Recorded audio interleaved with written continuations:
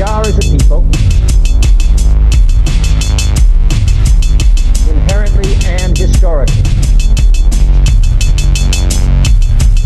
opposed to secret society, opposed to secret oaths, opposed to secret proceedings, secret proceedings. No official of my administration, whether his rank is high or low, should interpret my words here tonight as an excuse to censor the news, to stifle dissent, to cover up our mistakes, or to withhold from the press and the public the facts they deserve to know.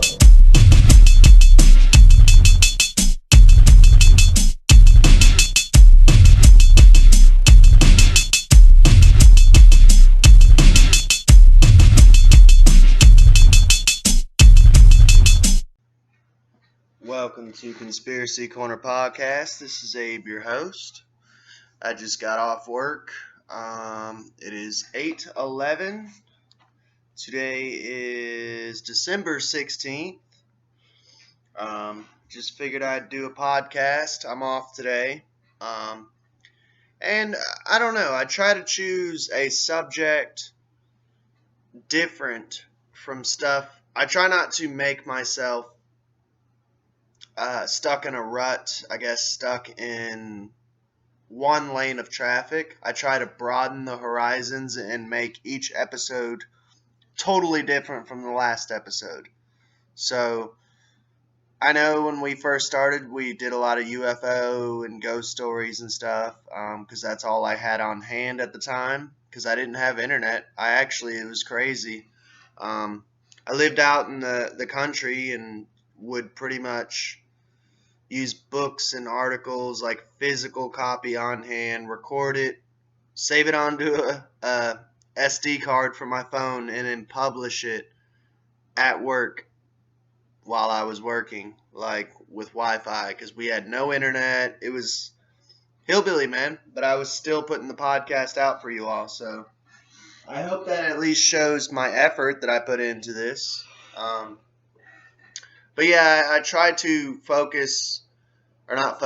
tried to give you guys something different for every episode. So today's episode we're doing is the subject of mummies. Usually like to give a little update. We will not be going and searching for Goatman today because the weather's bad here in Kentucky. So that kind of sucks. That kind of makes me a little sad. I don't know, though. I really don't think it's too bad. So maybe Sammy will get up, and when she does, maybe we'll go, maybe not. Who knows? I'm kind of tired, though, honestly, so it doesn't bother me to not go. But that's about it.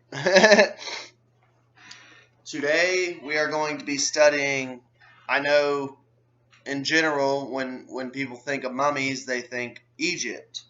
We're actually going to be going all around the globe, or flat realm, if you believe, flat plane, all over the place with different mummies from different areas.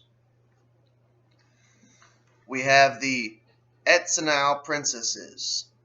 They lived lives of prestige and power. In death, these women still command attention. And I'm going to pick up several little articles. This one's by Nathaniel Sharping. There is something disconcerting. And this is, by the way, it's an older, older story, but I don't know. I mean, I think it's timeless. I think it's historical, you know. There is something disconcerting about looking at a face of someone who has been long departed from this world and realizing that they look just like you. That connection to the past has long intrigued archaeologists, for whom mummies represent an opportunity to gain first-hand information about ancient cultures. Preserved tissues hold a treasure trove of information.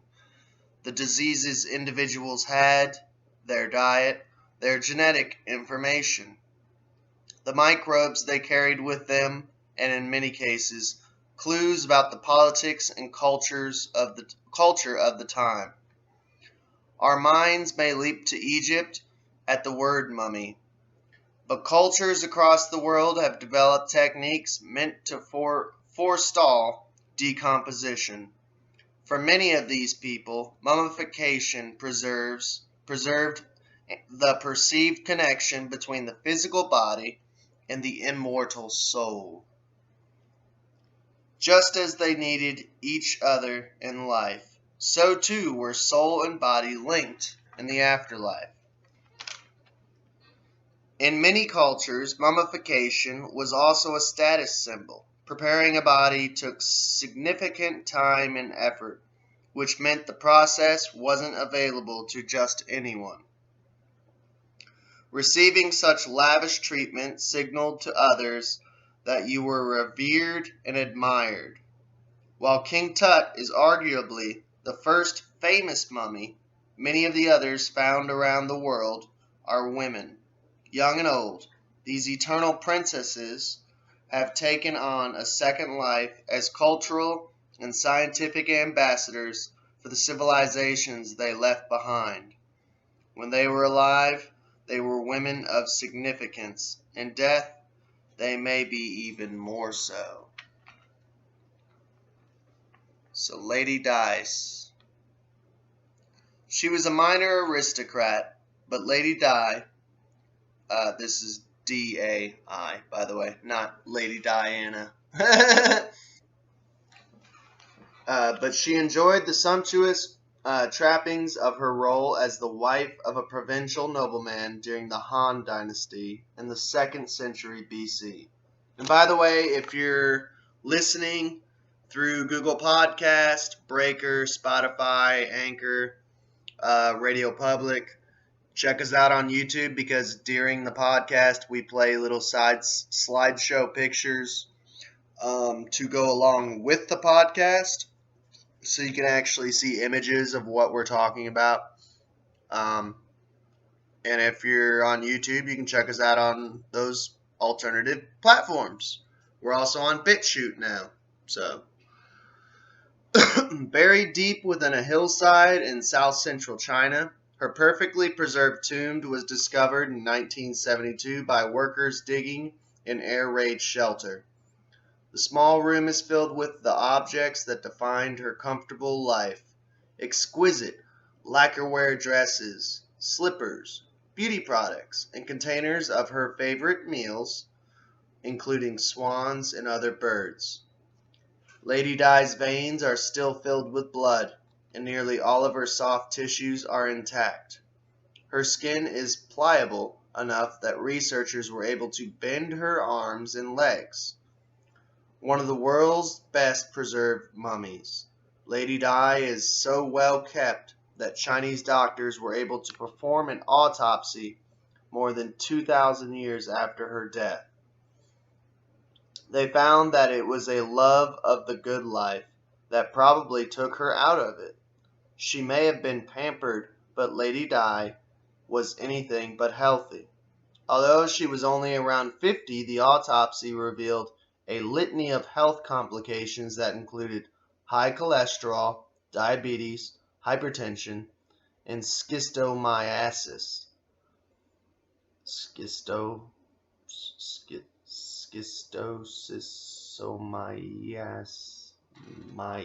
Sorry. It sounds bad, but that's how it's spelled, man.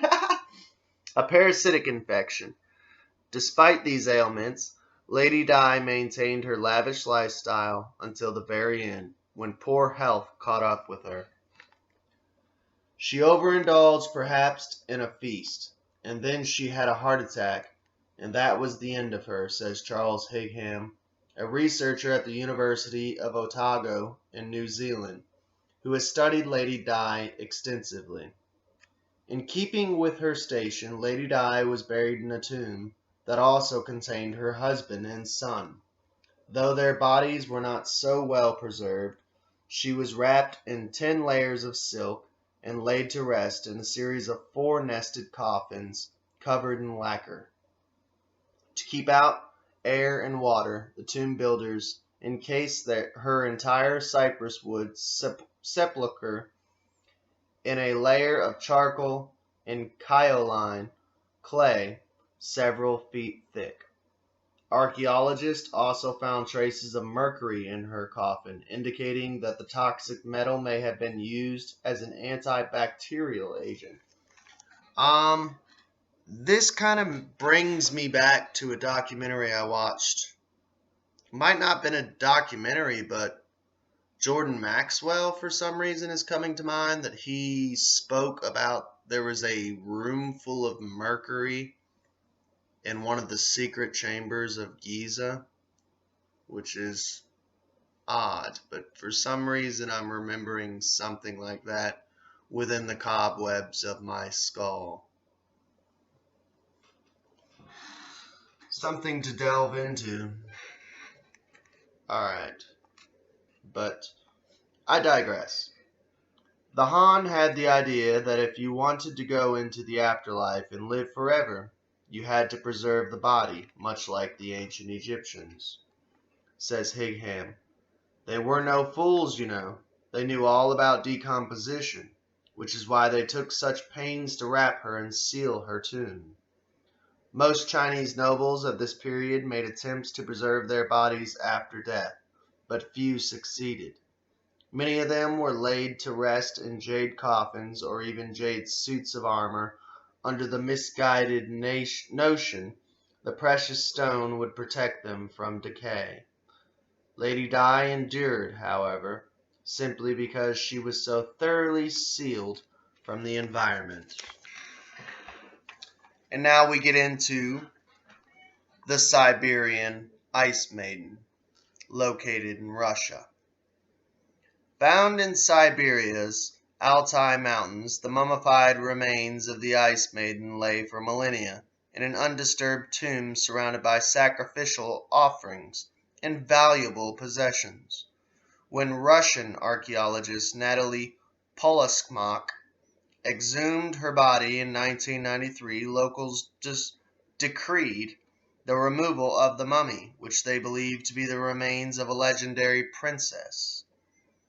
Finds at her burial complex do indeed indicate the maiden was an important member of the Pizrik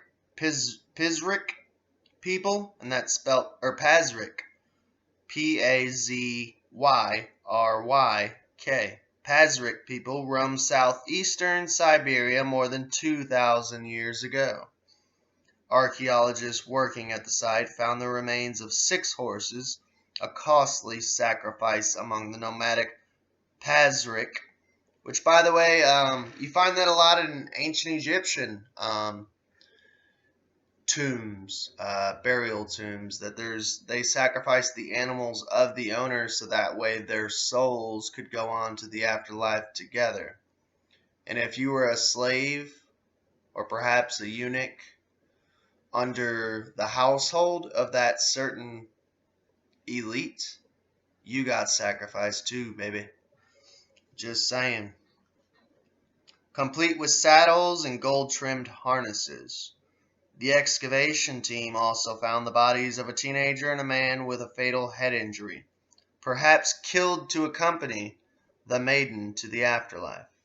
See, this is why I believe in Atlantis theory, that we all were interconnected way back in the day, perhaps before an apocalypse that already occurred.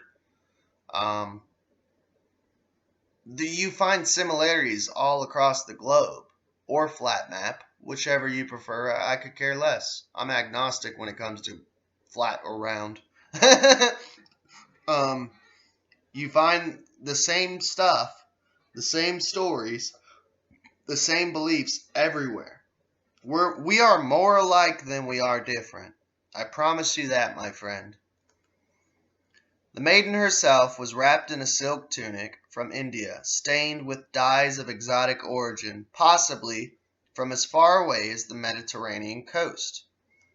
With her was an ornate Chinese mirror, a small pouch filled with cannabis. Haha, nice, she was getting high.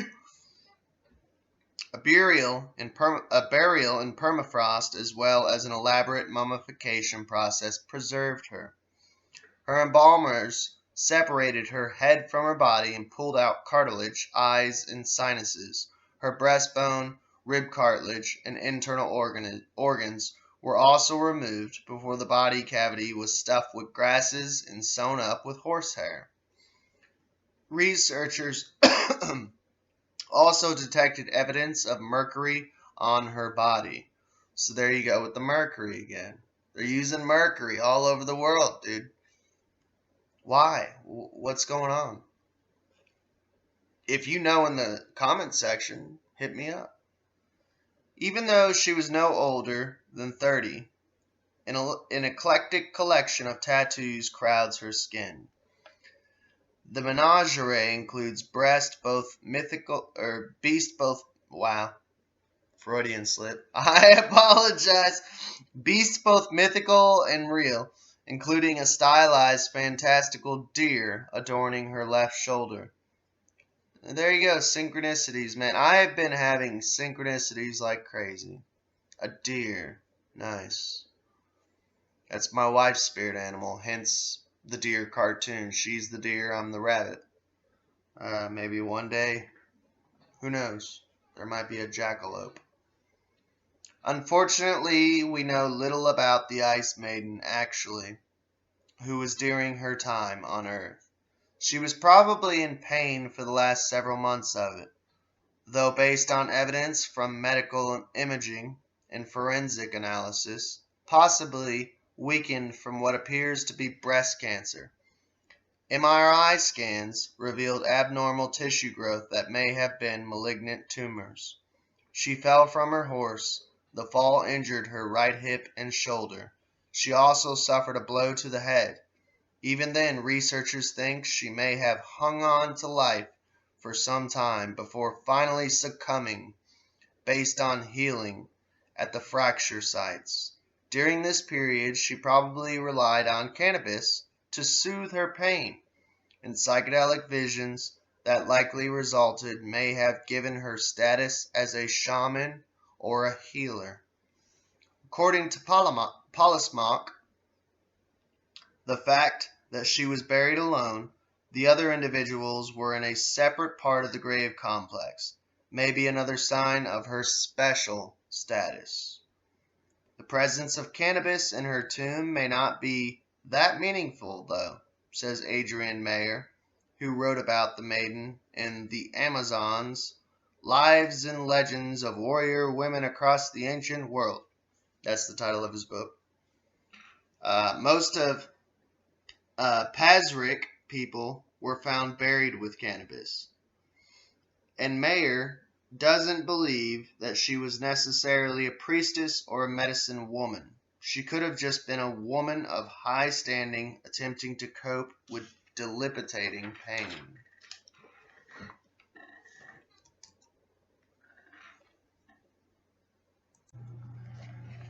Now let's take a little flight within the minds. Hopefully I narrate good enough to where you can visualize.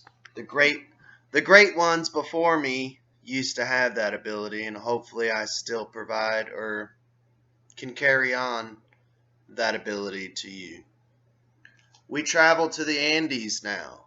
La Doncella.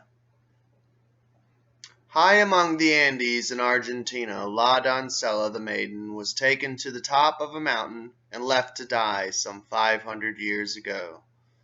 She was a capacocha, a sacrifice offered to the gods by the Inca in exchange for continued prosperity.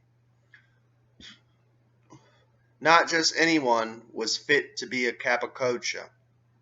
Children were selected from the villages, likely chosen for their beauty and purity. The boys were taken to the Incan capital of Cuzco and sacrificed immediately. The girls were sent to compounds where they assisted priests. These chosen girls, called Akla, helped prepare chicha, a fermented corn beverage, and other ritual items, says Johann Reinhard. an independent researcher who has done extensive work on high-altitude archaeological sites.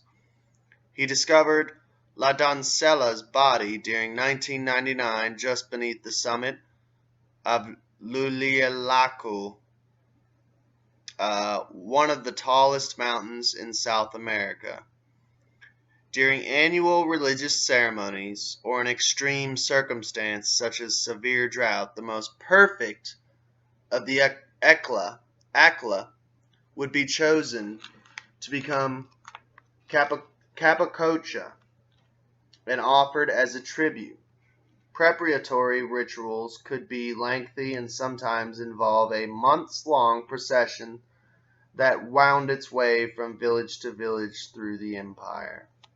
Each stop an opportunity for the residents to celebrate the sacrificial victim's passage.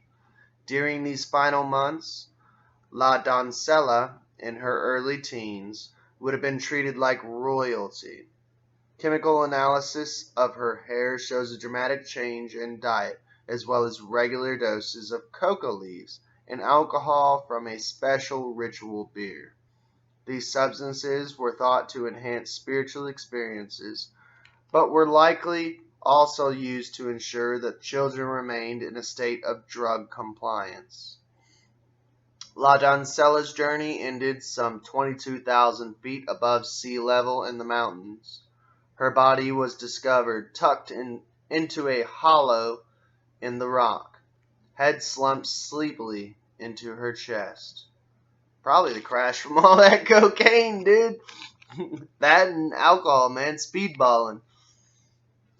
She was dressed in finely woven alpaca fur and adorned with ornaments of gold and silver.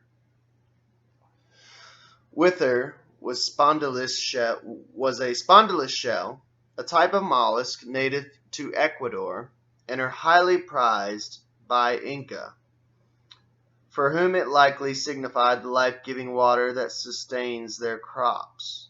The young woman died peacefully, in all likelihood.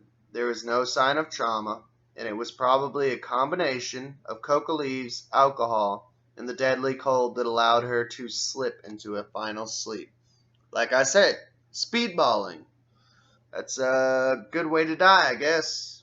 A peaceful way, I would imagine, perhaps, maybe. I've never went to it, unless I'm speaking to you as a ghost.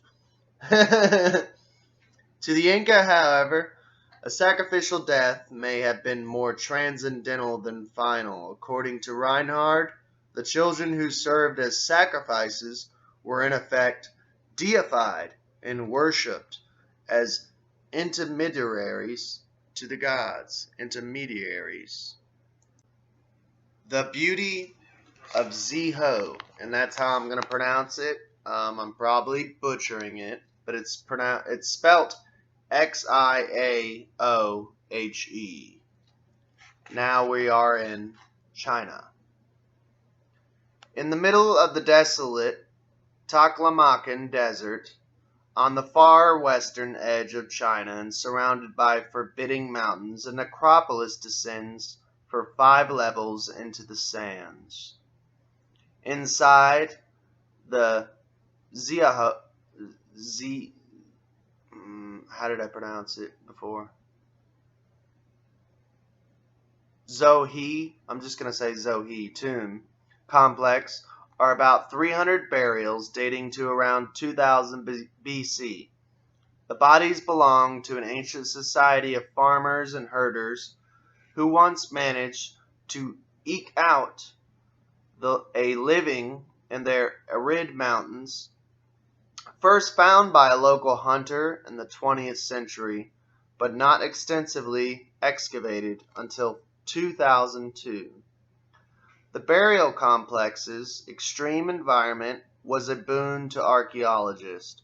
The low humidity and freezing winters spared some of the bodies from the ravages of decomposition, and none endured better than the beauty of Zohe, whose body had survived even down to her delicate eyelashes. She's stunning. I call her the Marlene Dietrich of the desert, says Victor Mayer, a professor of Chinese language and literature at the University of Pennsylvania. Her name lost to the ages. The beauty wore a tall hat of white felt and fur-lined boots. She's got the boots with the fur. Her body was surrounded by grave goods, including an intricately carved wood phallus placed on her chest. In the harsh climate, fertility was likely highly prized, says Mayer. Overt sexual symbolism adorns the graves, and both men and women were buried with wooden decorations representing sexual organs. Their erstwhile homeland falls within China's borders now, but the bodies, many with red or light brown hair, have distinctively Western features. Huh. How odd. So where do these desert dwellers come from?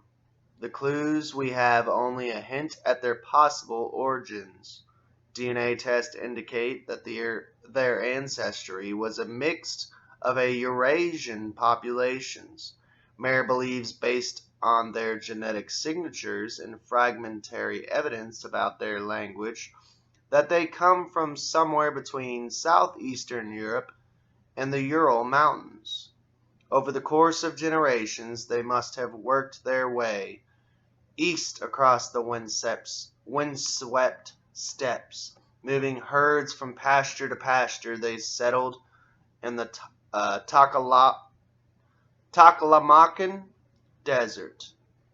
Mayer believes because it offered protection in the form of isolation, their surroundings were desolate, he says.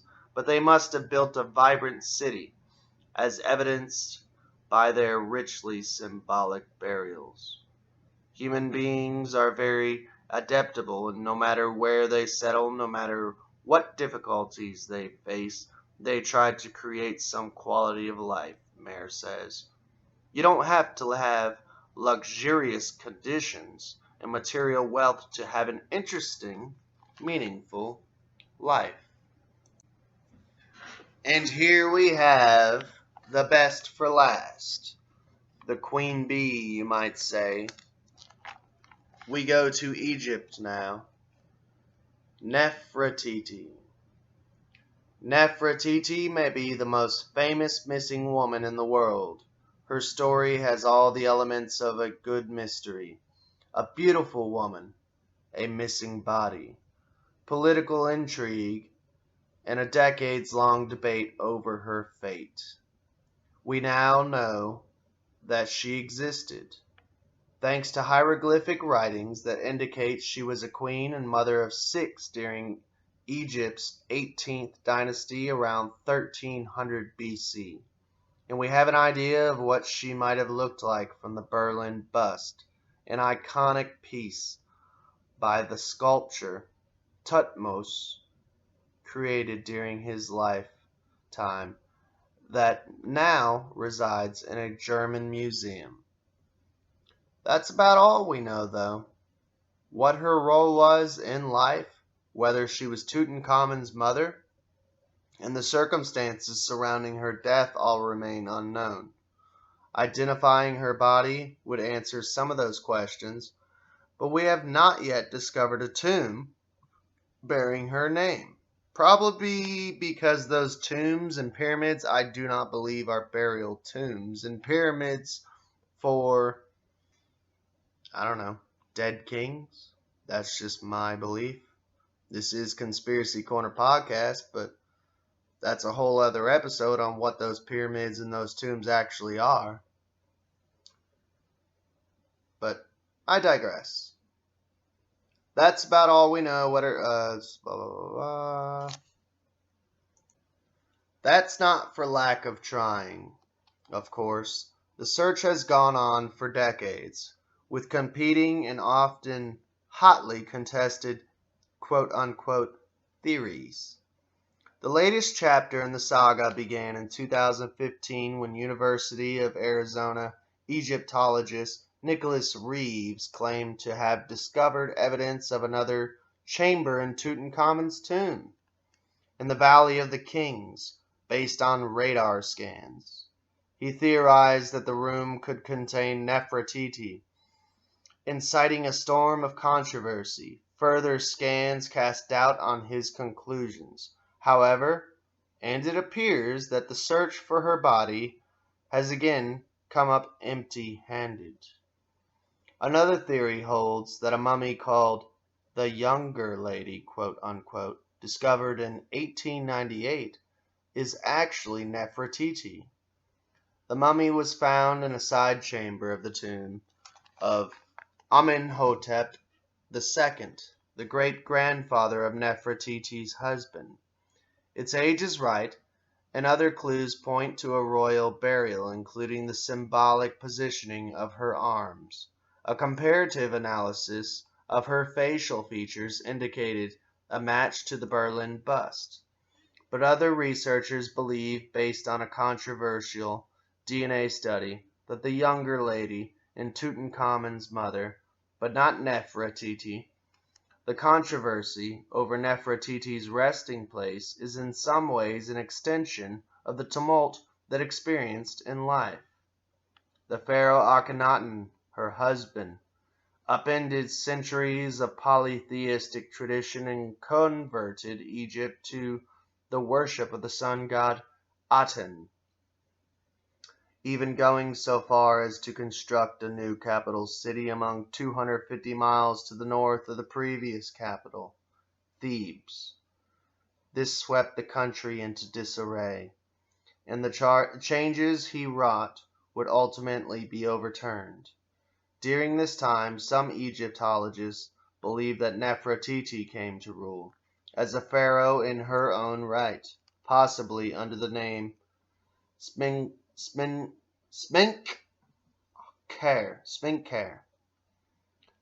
She would have reigned for no more than a year or two, but she died. Pharaoh or not, her royal status meant she would have been mummified according to tradition.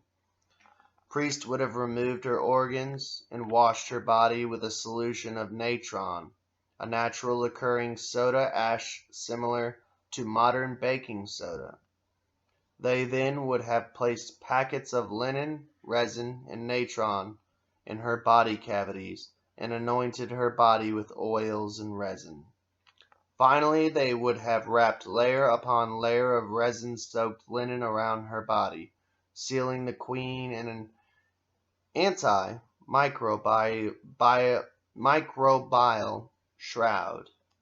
While we know that she lived, and what would have happened to her after death, we are still missing the critical piece of evidence that would tie her story together. Nefertiti herself. It's a cold case for the ages. We are, as a people, inherently and historically opposed to secret societies, opposed to secret oaths, opposed to secret proceedings, secret proceedings. No official of my administration, whether his rank is high or low,